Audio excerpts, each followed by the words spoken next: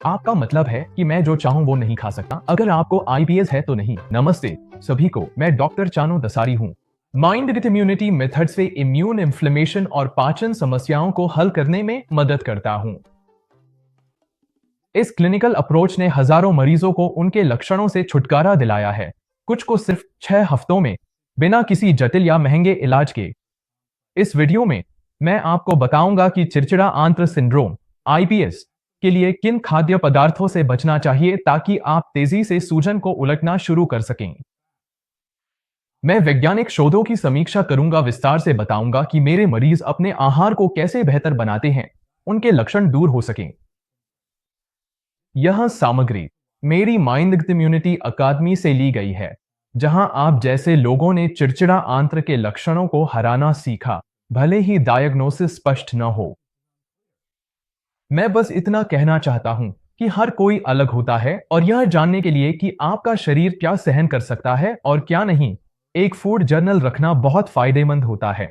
भोजन का सेवन और लक्षणों की निगरानी करना आईबीएस की गंभीरता को ट्रैक करने के लिए बहुत जरूरी है। अब आप गारा और माईफिटनेसपाल जैसे ऐप्स का भी इस्तेमाल कर सकते हैं ताकि समय के साथ अपनी प्रगति देख सकें। मेरे अनुभव में कई सालों तक यह करने के बाद कुछ खास खाद्य पदार्थ बार बार मेरे क्लाइंट्स में ट्रिगर के रूप में सामने आते हैं और मैं इनमें से कुछ आपके साथ साझा करना चाहता हूं ताकि आप सतर्क रह सकें। हम 4 विशेष खाद्य समूहों पर चर्चा करेंगे जो इम्यून इन्फ्लेमेशन और चिड़चिड़ा आंत्र सिंड्रोम जैसी स्थितियों को ट्रिगर कर सकते हैं। मैं आपको बताऊंगा कि किन चीजों से सावधान रहना है और किन चीजों से बचना है। इसके अलावा मैं आपको पाचन एंजाइम्स को शामिल करने के कुछ बहुत उपयोगी टिप्स दूंगा और यह भी बताऊंगा कि चिड़चिड़ा आंत्र की सूजन को दूर करने के लिए अपनी योजना कैसे बनाएं।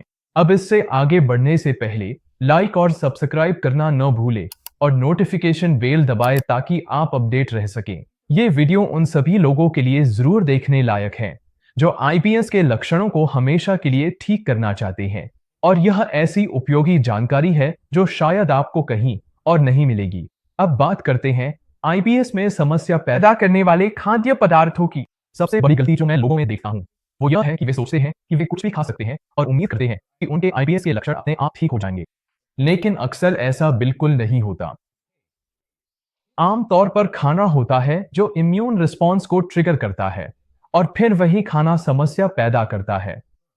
इसलिए जरूरी है कि आप एक फूड डायरी रखें ताकि आप पता लगा सकें कि कहां गड़बड़ हो रही है।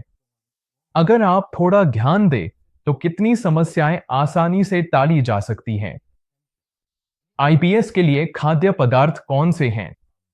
जैसा कि मैंने पहले कहा, हर किसी का शरीर अलग होता है, लेकिन कुछ साल पहले छपी रिसर्च आर्टिकल में दिखाया गया है कि बदला हुआ आंतों का वातावरण आईबीएस में देखी जाने वाली सूजन से करीब से जुड़ा है।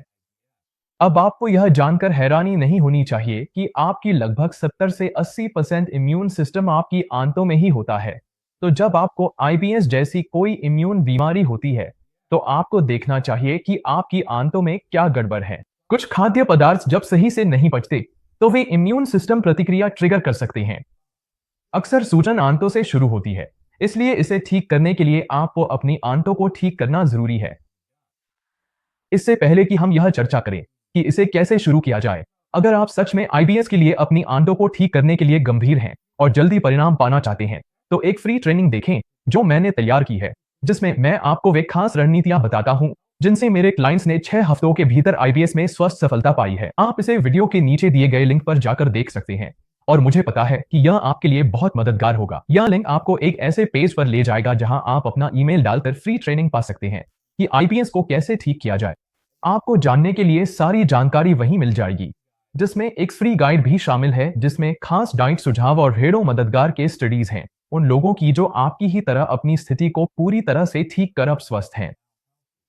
ये केस स्टडीज इसलिए कीमती हैं क्योंकि आप देख सकते हैं कि असली लोग जिनको सूजन थी उन्होंने सिर्फ कुछ छोटे बदलाव करके अपनी स्थिति में कैसे सुधार किया। इस ट्रेनिंग के साथ आपको एक पूरा अमल करने लायक गेम प्लान मिलेगा जिससे आप यह सब घर पर ही कर सकते हैं।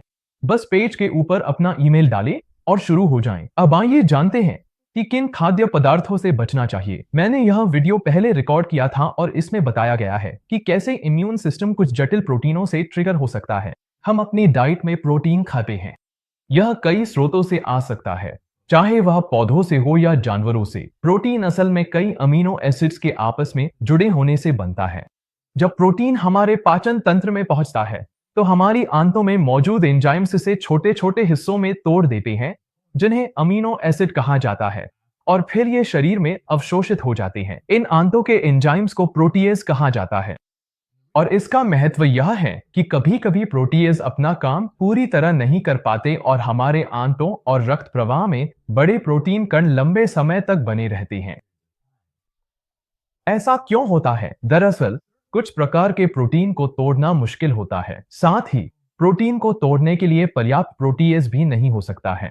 प्रोटीएज एंजाइम्स हमारे शरीर द्वारा बनाए जाते हैं, लेकिन ये कई प्रकार के पौधों में भी पाए जाते हैं।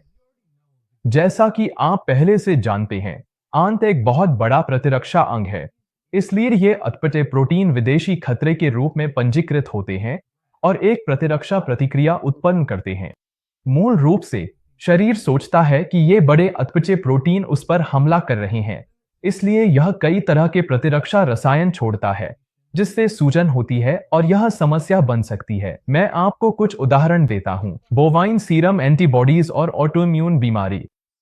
कुछ बहुत प्रसिद्ध अध्ययन हैं जिन्होंने इस पर शोध किया है। मानव शरीर की प्रतिक्रिया बीफ और गाय के दूध पर। कई लोगों में गाय के सीरम प्रोटीन पूरी तरह से नहीं टूटते और लोगों में एंटीबॉडी बन जाती हैं।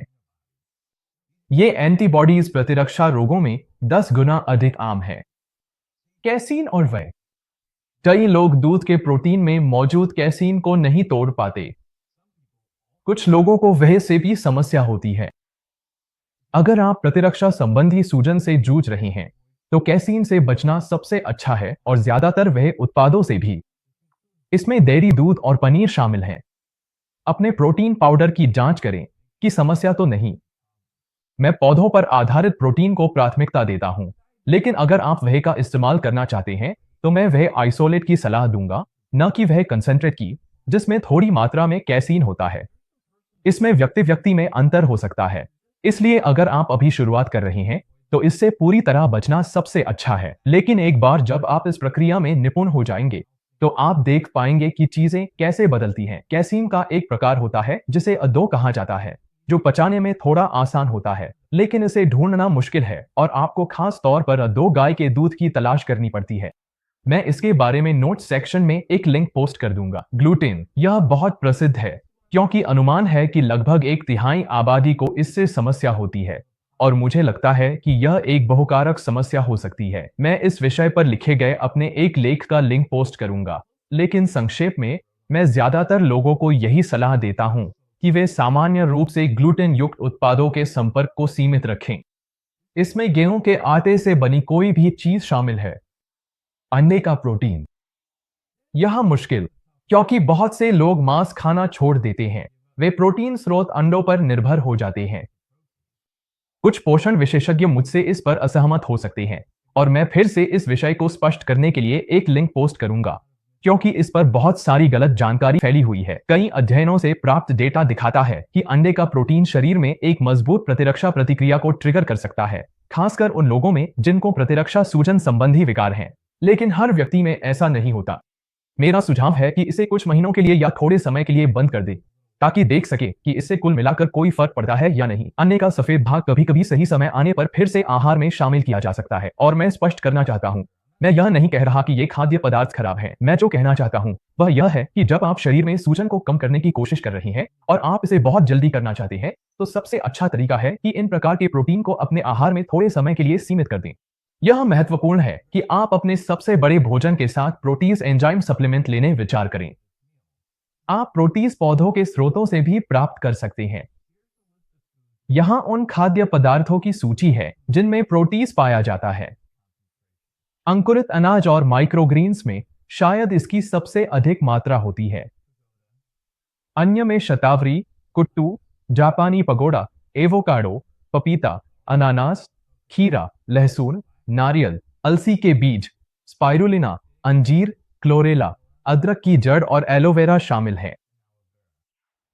पौधों में ऐसे एंजाइम होते हैं जो प्रोटीन को तोड़ने में मदद करते हैं। बड़े अपचित प्रोटीन हमारे पेट में अवांछित प्रतिरक्षा प्रतिक्रिया को उत्तेजित करते हैं, इसलिए जितना अधिक वे एंजाइमों द्वारा टूट जाते हैं उतना ही बेहतर होता है। वे एंजाइम जो प्रोटीन को पचाते हैं उन्हें प्रोटेज कहा जाता है और पौधे फलों के पकने और अंकुरण की वृद्धि में मदद के लिए प्रोटेज बनाते हैं। हम इन्हें स्वस्थ रहने के लिए स्पष्ट रूप से इस्तेमाल करते हैं। इन एंजाइमों के नामों में सेरापेप्टेस, नैटोकिनेज, कैटालेज, ब्रोमेलैन और पपाइन शामिल हैं। ये कुछ उदाहरण हैं। हमारे आहार में जब तक हम माइक्रोग्रीन्स या अंकुरित अनाज नहीं खाते, हमें इनकी पर्याप्त मात्रा नहीं मिलती। अगर आपको इम्यून इन्फ्लेमेशन है तो आपको प्रोटेज सप्लीमेंट लेने पर विचार करना चाहिए। इस श्रेणी के अगले एंजाइम कोएंजाइम Q10 है, जो हरी और पत्तेदार सब्जियों में पाया जाता है, लेकिन आप इसे सप्लीमेंट के रूप में भी ले सकते हैं। मुझे उम्मीद है कि आप यहाँ एक पैटर्न देखना शुरू कर रहे होंगे। हरी और पत्तेदार सब्जियों का यहाँ कई फाइटो श्रेणियों में बहुत महत्व है। बीज, अंकुर, जड़ी बूटियां और मसाले भी उतने ही महत्वपूर्ण हैं। मुझे जो समस्या लगती है वह यह कि रोजमर्रा के खाने से पर्याप्त मात्रा में एंजाइम प्राप्त करना मुश्किल है। इसलिए बहुत से लोग इस काम के लिए सप्लीमेंट्स लेना पसंद करते हैं। फिर से, सभी प्रोटीन सप्लीमेंट्स एक जैसे नहीं होते और आपको जो एंजाइम आप मंगवा रहे हैं वे विभिन्न पीएच वातावरणों में सक्रियता दिखाएं, क्योंकि आपका पेट अम्लीय, आपकी छोटी आंत क्षारीय और आपका खून तटस्थ से थोड़ा क्षारीय होता है। इसलिए आदर्श रूप से आपको ऐसा एंजाइम मिश्रण चाहिए जो इन तीनों में काम कर सके। अब मैं जानना चाहता हूं, कौन कौन से खाने की चीजें आपके लक्षणों को ट्रिगर करती हैं और क्या आपने उन्हें खाने से बचने की कोशिश की है। मुझे पता है कि हर कोई अलग होता है, लेकिन जो कुछ लोगों के लिए काम करता है वह दूसरों के लिए भी फायदेमंद हो सकता है। नीचे कमेंट्स में मुझे जरूर बताएं। अगर आपको यह वीडियो पसंद आया हो, इसे अपने प्रियजनों के साथ शेयर करके मेरे चैनल को सपोर्ट करें। आईपीएस पर और उपयोगी टिप्स के लिए सब्सक्राइब करना न भूलें। आप मुझे सोशल मीडिया पर @dasrim के नाम से भी फॉलो कर सकते हैं। हमेशा की तरह मैं doctor Chanu Dasari, mind body immunity clinic से देखने के लिए धन्यवाद और अगली बार फिर मिलेंगे।